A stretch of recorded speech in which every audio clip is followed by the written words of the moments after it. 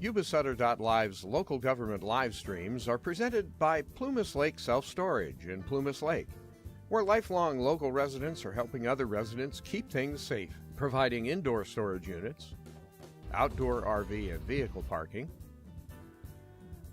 moving supplies, and Penske truck rentals. Details at plumaslakeselfstorage.com. Decide among you who serve as chair and vice chair for the upcoming year. Some of you believe that rotating the chair and vice chair seats every year is a better way to fulfill these two positions and gives each board member a chance to serve as chair. Your member unit partners disagree with this concept. This board votes to have the best legal counsel, the best general manager, the best financial officer to support the mission of the Yuba Water Agency. Then why would you not want the best two people on the board to represent chair and vice chair? This concept of playing musical chairs doesn't always have the best interest of Yuba Water Agency and its constituents in mind. With the game on the line, do you want the best person as your team quarterback? I believe you would. This concept, every member unit's position on this board is important to the member units. You are the trustees of our water in Yuba County. Unfortunately, there are forces within our state that continue to attack water rights. Bay Delta proceedings, Cal Water Fix, our Sac Valley voluntary agreements, increased fish flows and habitat, increase in my rental flows, and the state resource water board basically wanting to do away with long-standing water rights priority system. This list is just a few. The person you vote as chair today needs to have the ability to work with your general manager and staff and run meetings efficiently, set committees, have excellent communication skills with all board members and the public, and most of all, have the best interest of your water agency in the forefront. The person you choose as chair becomes the face of the agency. He must serve you well in all arenas and situations, from the governor's office on down. Your vice chair needs to have these same qualities, needs to take over the position of chairmanship seamlessly.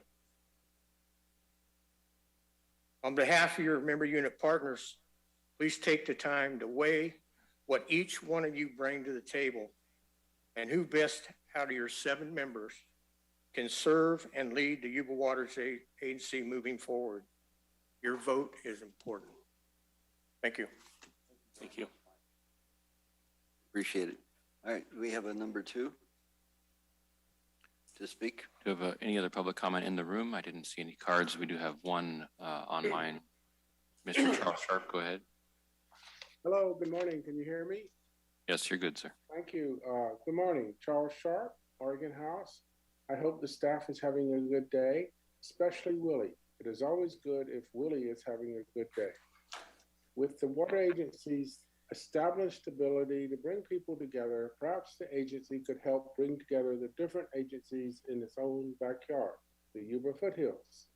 When the North Yuba Water District was established, the state vested the rights to 23,700 acre-feet of water to the district's landowners and charged the district to build and maintain the infrastructure to deliver the water to the landowners. Some 70 years later, the district is now saying we've mostly failed at this task and now we need to sell most of the water to make ends meet. Okay, says the state, but you're going to have to compensate the landowners for the loss of their water rights. This will be whatever the water sells for, making the deal, no pun intended, a wash. This is a sneaky and dishonest game the district is trying to play on its customers. Now, some serious business. The history of the Yuba Water Agency, the facts, please. Although much appreciated, I don't want always to have to rely on Director Hasty for the agency's history. If you don't start getting people's recollections down on paper, you're going to lose them. And that's your history. Anyway, thank you for your time. Thank you, Charles. So if there's no other public comment from the public here Seeing no other, sir. and no other public comment on Zoom, we'll go to Mr. Matthews' public comment. Okay.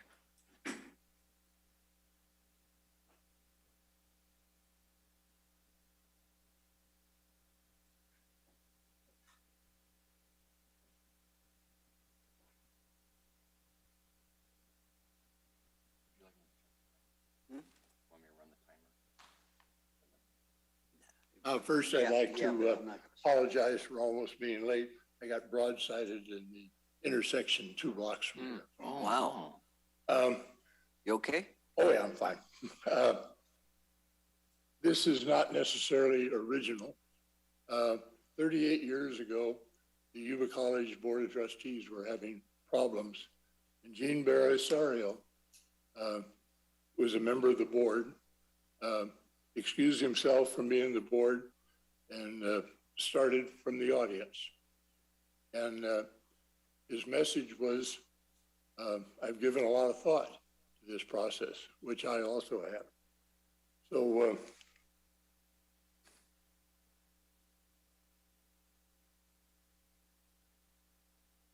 I represent the voters or constituents primarily north of the Yuba River. Now, because of the population shift, I also represent people from the south of the Yuba River. Brent Hasty represents the balance of the people in the south. Each of the board of directors represent approximately 1/5 of the constituents in the county. And you say, what does this mean? Well, it means that when you represent people, you have a voice. And I would like to emphasize, as the prior speaker has, the chairman is influential. He chooses the committees, obviously with the approval of the board. He works with the chair, with the general manager more than the other 6 of us would. And he has initial influence on agency's direction and policy. And I said just initial. We as a board have all final say. But the general manager and the chairman have a unique obligation and privilege.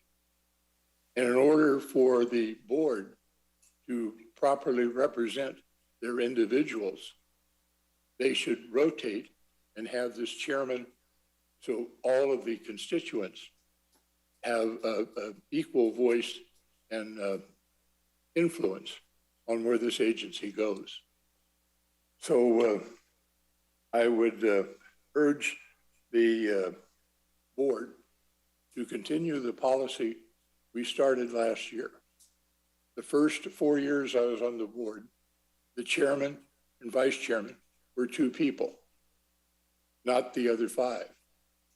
When you look back in the history, we've had many directors, but very few chairmen. I don't necessarily disagree with the prior speaker saying that we should have the best person to represent the agency. But when you have the single chairman or 1 or 2 people representing the 7 of us, we're not representing the people. So I would urge the board to continue with what we did last year, because Mr. Vasquez and Mr. Bradford would never have been chairman and vice chairman if we used the policy that the best person ought to lead the agency and the other 6 ought to just bow down to him. So I would urge us to consider that rotation is the best way that we can represent the constituents of our individual peoples. And the reason that Mr. Belisario gave the same speech 38 years ago was there was a scandal at the board of Yuba College Board of Trustees. Since that time, they've rotated. And I believe the supervisors also have rotations. So I think it's very important that rotation is the best way for our organization to exist not only now, but in the future. Thank you. All right, thank you, Charlie. Appreciate it. We have consent next, I think, and the item number 1, which is approval of minutes, is going to be. Yes, Mr. Chair and board members, Chairman Trish and Clerk of the Board, I would request that item be continued to the next meeting. The minutes were not actually physically attached to your agenda item, although they were in the board doc system, and I just want to make sure that's clear, and we'll just continue to the next one so everybody has an opportunity to see those. Okay, all right. So I need a motion on it. Motion to approve item number 2. We have a motion. Brent will second. Okay, we have a first and a second. We're going to do a roll call vote. Correct, thank you. Let's start with Director Bradford. Yes. Director Matthews. Yes. Director Blazier. Yes. Director Fuhrer. Yes. Director Vasquez. Yes. Director Fletcher. Yes. And Director Hasty. Yes. Thank you. All right, now the item number 3 is election of officers, and I'm going to turn that over to Jim. Yes, good morning. We'll take this item up let's start with the nominations. We'll hear any nominations for the chair of the board for the 2022 calendar year. I would like to nominate Gary Bradford. I'll second.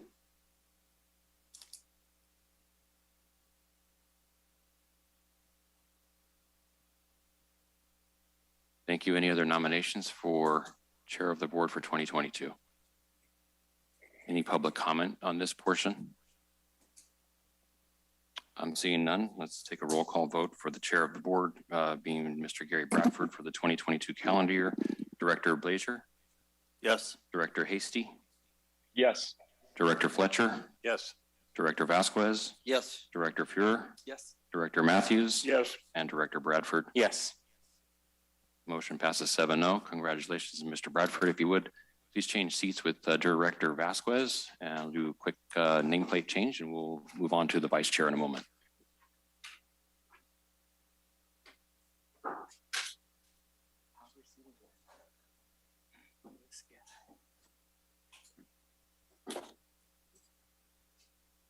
While Jim's doing that, just a quick thank you to my fellow directors for this opportunity. It's appreciated.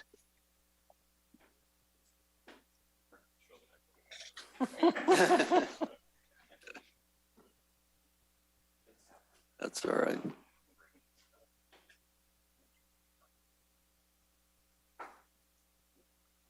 All right, everybody, thank you for your patience. Let's go to the election of the vice chair. Do we have any nominations? I'd like to nominate. I'd like to nominate Charlie Matthews as the vice chair. Actually, Mr. Hasty, I heard Mr. Director Vasquez first. He beat you to it. Andy, I'd like to have an opportunity to continue if you like. Nominate Director Fletcher. I'll second. We have a second. Any other nominations? I'll second. I'll nominate Director. Yeah.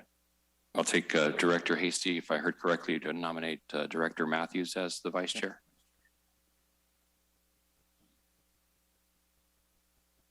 And Director Fuhrer, you seconded the nomination? Correct.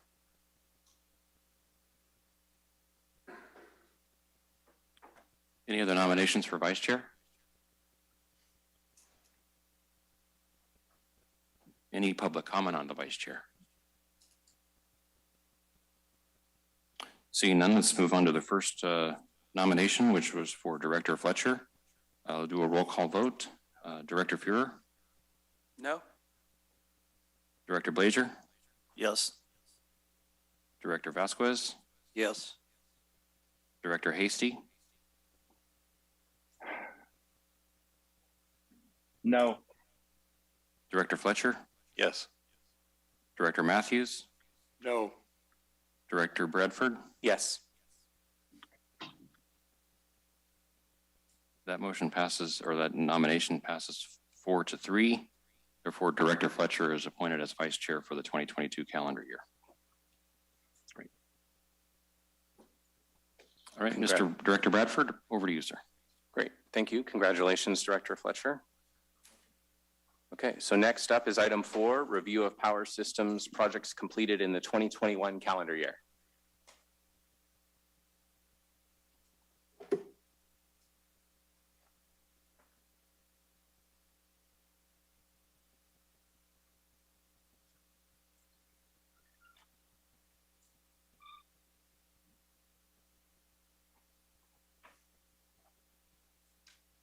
All right, good morning.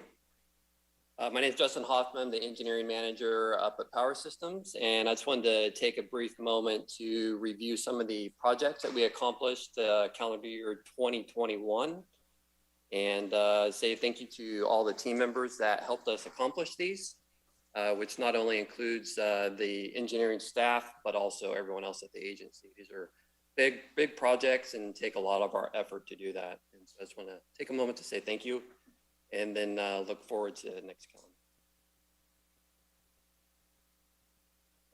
So the first project, just want to say thanks to Tim. He led this project up. We just recently completed this September. This was repainting 13 targets on the downstream face of New Bullard's Bar Dam. You can see there on the left, this is what the targets look like prior to repainting. This was after painting.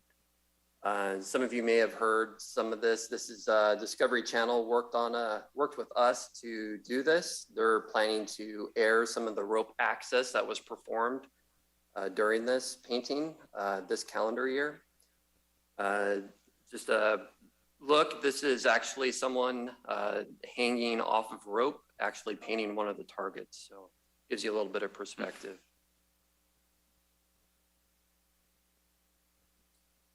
Next.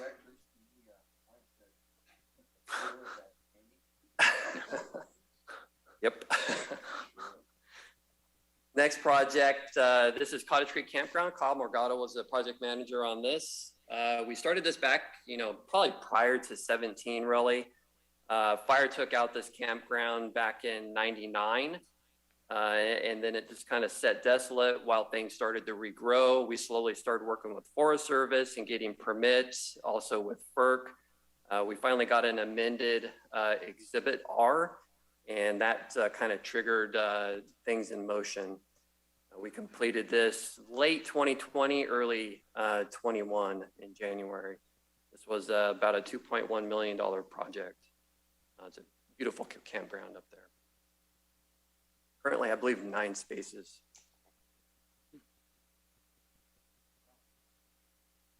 Once we completed that, this access road, or it was County Road 169, was a little bit in disrepair. It was originally an access road during the construction of the dam. They had some offices up on the hill, up by the campground, and so they kind of put in a temporary road for construction, and then it turned into a permanent road. So we decided to make the campground more readily accessible and improve this road. Further down, this first picture here kind of shows an area where there was a little bit of a slide. The road had some undulations and unevenness to it. We went ahead and fixed that area, and then we repaved it basically from Cottage Creek boat launch area all the way up to the campground. So there's a nice road going up there. It's approximately 1 mile. That's a $1.4 million project. Kind of on the other side of the lake, Casey Peterson took action on the dark day additional parking. So again, with the amended Exhibit R for the FERC license, we added some additional parking. We did this parking lot, then we also did the Cottage Creek parking area. In total, I think we added about 130 parking spaces for both of those parking lots. This was a $1.3 million project. Again, started early 16 or before to get all the permits and licensing and things completed. And then we completed late 2020, early 21 on this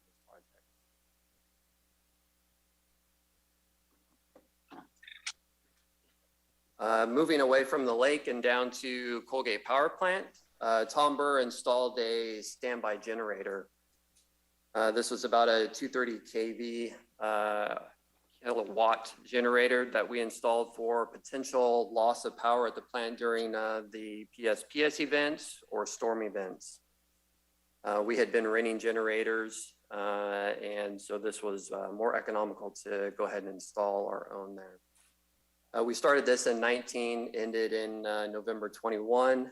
This was done almost entirely in-house with the exception of a little bit of engineering oversight. The maintenance department did a great job on this. They went all the way from the pad there that you see that the generator sat on to wiring it down into the powerhouse.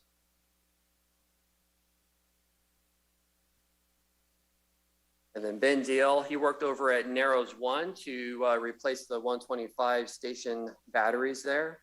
The batteries had reached or more than reached the end of their life. And so we went ahead and increased the amp hour capacity on them, but then also just replaced the batteries themselves and also the chargers. This was completed in April 21. We're still working on a little bit of the monitoring on it. And it was about a $100,000 project.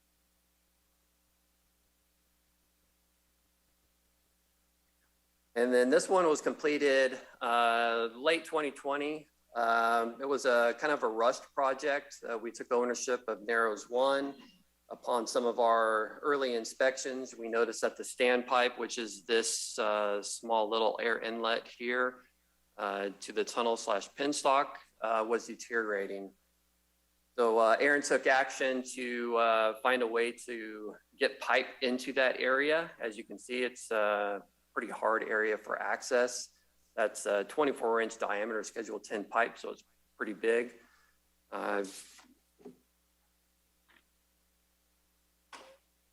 See, that was 180 feet long too total. So there's a lot of pipe there. What we did, we took it off the mountain by helicopter. Then the new pipe is actually put in 7 different sections, and we flew them across the river from Narrows 2 side and bolted them in place.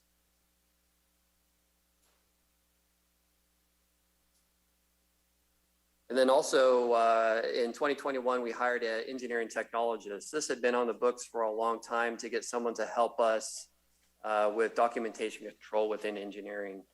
We have thousands of drawings, as you can imagine, for the project, and we had no one really truly dedicated to maintain those drawings, keep revision control, and keep them up. We've done our best in the past, but we can always do better. So Kelly's working very diligently to regain revision control and then start working on more of a formal checkout process for all of these documents.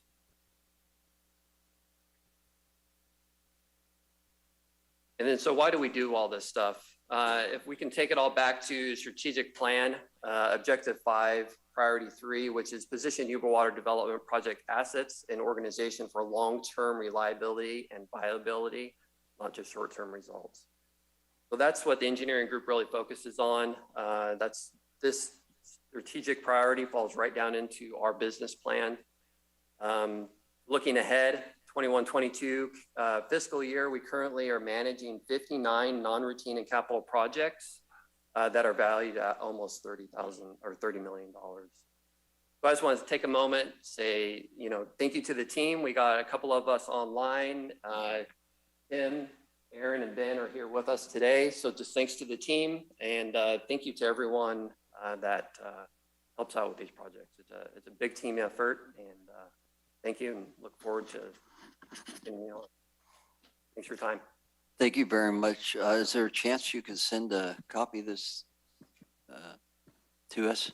Jim has it. To all the board? Yeah, I'll send it to you after, and I'll also attach it to the item for future. Thank you. Yeah, through the chair, is a lot of these projects part of our relicensing costs?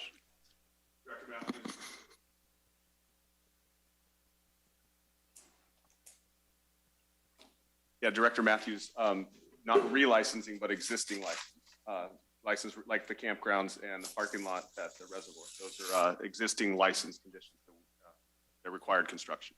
I just want to make sure that people realize it was required. We weren't just out spending money. Yeah, that's correct. And that's a good point on those campground and parking lot type jobs. And then back to the powerhouse type jobs, those are for reliability, right? And specifically the Narrows 1 projects, we looked at the replacement of the DC batteries that Justin went over, and also the standpipe. And those were conditions that we were aware of when we negotiated the purchase of Narrows 1, and the price reflected the need for replacement of both. The one thing that was a little bit of a surprise was the standpipe we thought would last for maybe a couple years, and months after we took ownership, it started leaking. So it was known, we had to accelerate the replacement, but Aaron did a great job doing that. Could you expand a little bit why we bought Narrows 1, how the income helps us and the control of water? Yep, so the strategy for the purchase of Narrows 1 was really primarily to maintain control of the outflow at Englebright, and to make sure that any future owner of Narrows 1 didn't disrupt our flow downstream. Narrows 1 also does provide positive revenue as long as we can keep it, in good shape and good reliability. Prior to our purchase of Narrows 1, we had a revenue and operations agreement with revenue sharing and operations agreement with PG&E, where we basically worked with PG&E on how Narrows 1 was operated based on the flow requirements downstream, and the revenue gained was shared with PG&E based on a prorated system. Once we took ownership, of course, we get all revenue from Narrows 1, and based on the purchase price and ongoing operations, maintenance, and capital improvements, it penciled out as a net positive, and has proven to be a net positive even with the repairs we've had to make in the last couple of years. Thank you. Any additional questions, comments? Through the chair, just a quick comment. When the rest of the world is wrapped up in COVID, it's always nice to know in a professional organization they're out there doing the job and continuing regardless. Great job. Good update. Looking forward to what's happening on the other 59 projects. So thank you. Thanks. Just a quick thank you to you and the team. Almost 60 projects and almost $30 million of non-routine work in a single year. That's tremendous. So excellent. Anything else? Okay. Chairman Bradford. So I'd just like to add, I want to thank the team for the presentation and all the hard work. I also wanted to let you know the purpose of this presentation was just to show you guys some of the results of your budget approval. Twice a year we come to you with a proposed budget, we review it, you approve it, and we just wanted to show you what we're doing with the agency's funds. So that was the primary purpose here. And I wanted to stand up a couple engineers and let you know that we do get things done. So, thanks for that. Thank you. Okay, so next we have closed session at a time certain at 9:30, but I'll just check with staff real quick. Did we want to do that after managers' reports and directors' reports? Totally up to you. But let's, if there's not a pressing issue, to do it right at 9:30. I know we have to be at least 9:30, but since we've already hit that, why don't we do managers' reports and directors' reports, and then the public, if they don't want to stick around, they don't need to. Great. So I'll jump to the manager's report. Please. Very good. All right. So we're in fairly good shape at New Bullard's Bar based on the storms we've had the past couple of weeks. New Bullard's Bar is at 542,000 acre feet, which is about 56% of capacity. And that's 96% of normal storage year to date. We've increased about 70,000 acre feet since December 21st, or about 22 feet in elevation. And our snowpack, that's where the real water is stored right now. Our snowpack is at 160% of snowpack year to date. We're well below the flood pool. So what we anticipate and what we're seeing in the weather forecast is this storm that came through yesterday and then one later this week, they're slightly warmer, and we know we have a bunch of low snow sitting out there. So we anticipate that low snow melting off, and when we see a high pressure system building over the next few weeks, we don't know what's going to happen beyond that, but we anticipate runoff to increase over the next few weeks. But because we're well below the flood pool, we have plenty of room to take on that runoff. So based on the snowpack, based on the reservoir condition, we're in relatively good shape right now. Statewide, I was on a coordination call that NACWA puts on with all the North Valley water entities, DWR, the Bureau, and others. And Shasta's not in the greatest of conditions. Shasta didn't receive the amount of precipitation that the Central Sierra did. So, this in no way is a drought buster, but I mean, December couldn't have been better for most of the state. So we're doing pretty well.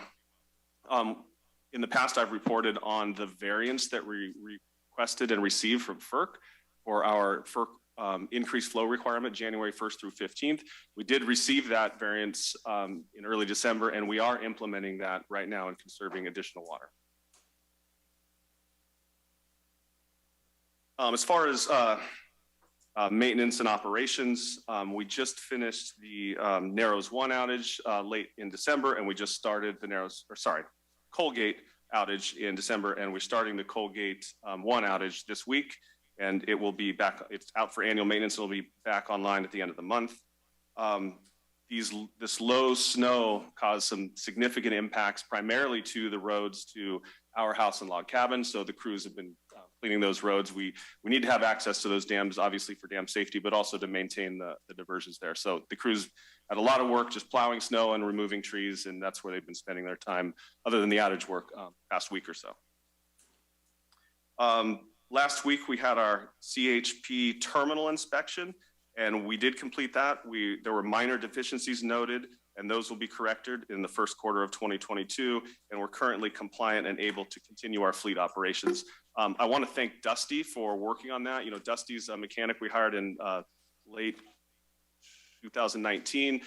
We hadn't had a fleet mechanic for a couple years prior to that, and Dusty's taken the bull by the horns and really getting our fleet, not just the maintenance of our vehicles, but also all the regulatory compliance type requirements sorted out. So I want to thank Dusty for that. Our current flow downstream of Englebright is about 800 CFS. Based on that FERC variance, it could be as low as 550 CFS, but the uncontrolled side flows from the middle Yuba and the south Yuba have it such that we really have to put out 800 based on Englebright capacity. So as we see the storm drying out, we will slowly decrease that based on side flows. We're conserving as much water in New Bullard's Bar as possible, simply because, yes, we have a great snowpack, but we don't know how conditions are going to be the rest of the year. So right now, Colgate generation is minimized while we conserve water. I reported this 2 weeks ago, but I'll go ahead and do it again.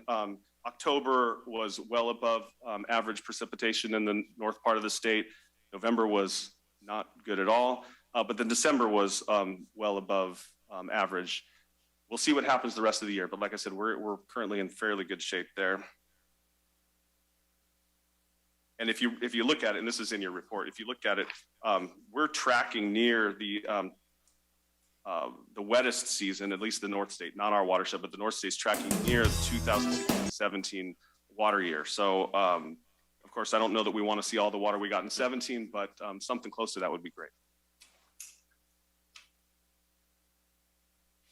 There's also the atmospheric river reconnaissance flights that we're doing with Scripps Institute and others. Those will be beginning and be ongoing January through March. Hopefully we have some atmospheric rivers to study.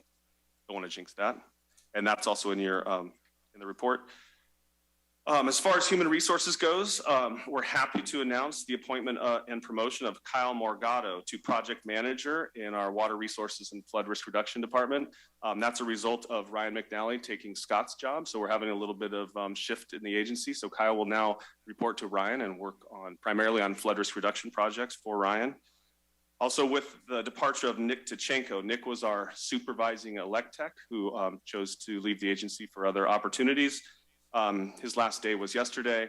We're starting the recruitment process to backfill his position, and we're also still working on filling the human resources manager recruitment. Communications and community relations. There were several mentions of Bullard's Bar in the news last week after human remains were found near one of the campgrounds along the reservoir. We're working with the Sheriff's Department Public Information Officer to track this, but the investigation is ongoing. I did notify the board of this via email a couple weeks ago, and subsequently I did, per our FERC license, we're required to notify FERC of the finding of the remains. And based on the location, the location is about 3 miles from New Bullard's Bar Dam. FERC has determined, at least their initial determination, it's not project related, and that's the whole point of the FERC notification. So I want to give a huge shout out to Bonnie Dixon on the communications team, who wrote an excellent story marking the 25th anniversary of the 1997 flood that we released last week. And if you haven't already, please do check it out. Our comms team also put together a great webpage with the timeline of what happened and all the improvements made since then. And today, the Appeal Democrat put out a similar article and interviewed Ryan McNally and Director Hasty for the story. And Ryan is scheduled to speak about the anniversary of the flood and the improvements to several groups this month, including Marysville and South Yuba Rotaries, Marysville and Wheatland City Council meetings, and we are pitching several others as well, but trying not to overwhelm Ryan. Lastly, we are sponsoring the Circles Wild and Scenic Film Festival in Nevada City and Grass Valley the weekend of the 14th. There is both an in-person and virtual option, and if any of you board members are interested in attending or viewing some of these sessions, please let Dee Dee know. That's all I have. Our next meeting is January 18th, the regular Board of Directors meeting. Great, thank you. Any questions? Mr. Chair, I have a question.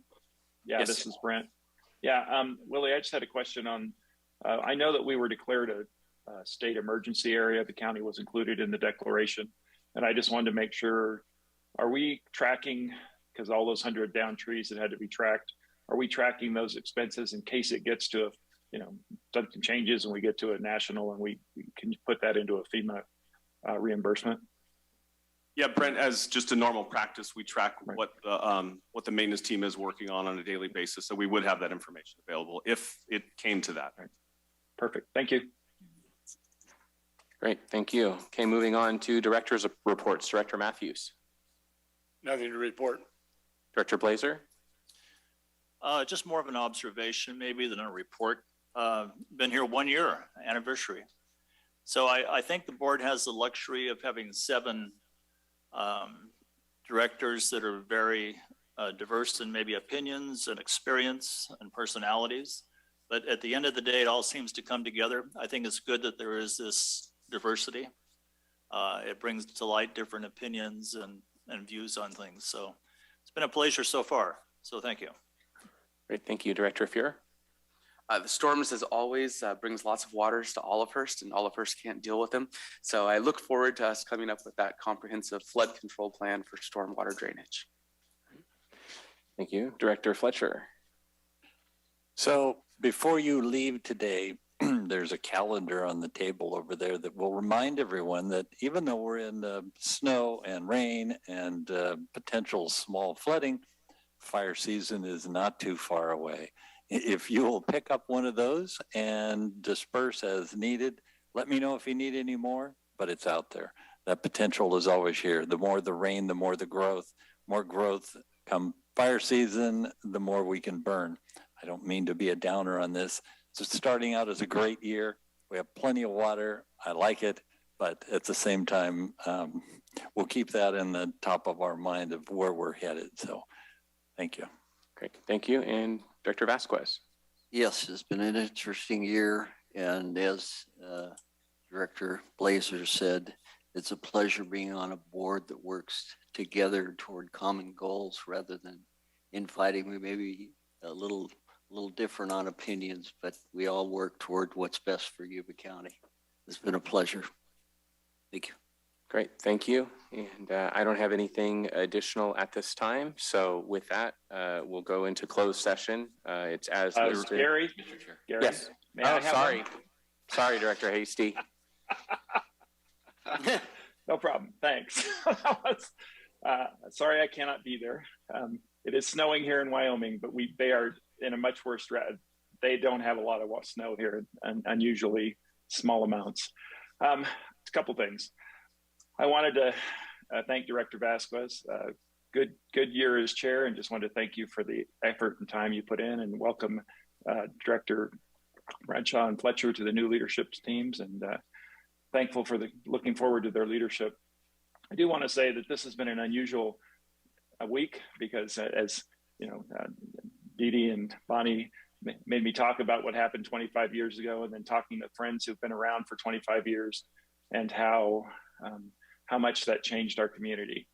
But as I said in the paper, one of the things I think that we need to really be letting this community know, sometimes we in Yuba County get down on ourselves, but the reality is we've done more for flood control than any community like us anywhere in the country, probably the world. And we have so much to be proud of in Yuba County. Yes, Seth, we do have some more internal drainage we have to fix, but from a flood control, there's no county like us. And I just want no one to forget how much the agency has influenced and built Yuba County's flood control systems, along with all the reclamation districts and the public municipalities. It's just an amazing story, and I'm so thankful. This time last year, I was canoeing through my house looking for a pair of glasses, or 25 years ago. And so I just want to say that, while it's looking a little wet, and while we've been going through drought, we cannot forget that California swings widely, and never forget when you drive across those rivers that there will be a time when you will see water to water on those levees, and it's a very scary time. And so I just wanted to say thank you for the opportunity to serve here. I think we do have a great board, and I look forward to next year. Thank you all. Great. Thank you, Brian. Okay, so we'll go into closed session and then we'll report from closed session after that. A quick question. Do I have to go somewhere else to go into closed session? Because I don't have any other links, or are they still on this one? No, I'm going to put you into the room right now, sir. Thanks, sir. Appreciate it.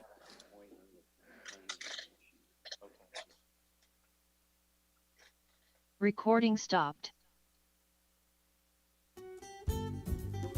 Yuba-Sutter.live's local government live streams are presented by Plumas Lake Self-Storage in Plumas Lake, where lifelong local residents are helping other residents keep things safe, providing indoor storage units, outdoor RV and vehicle parking,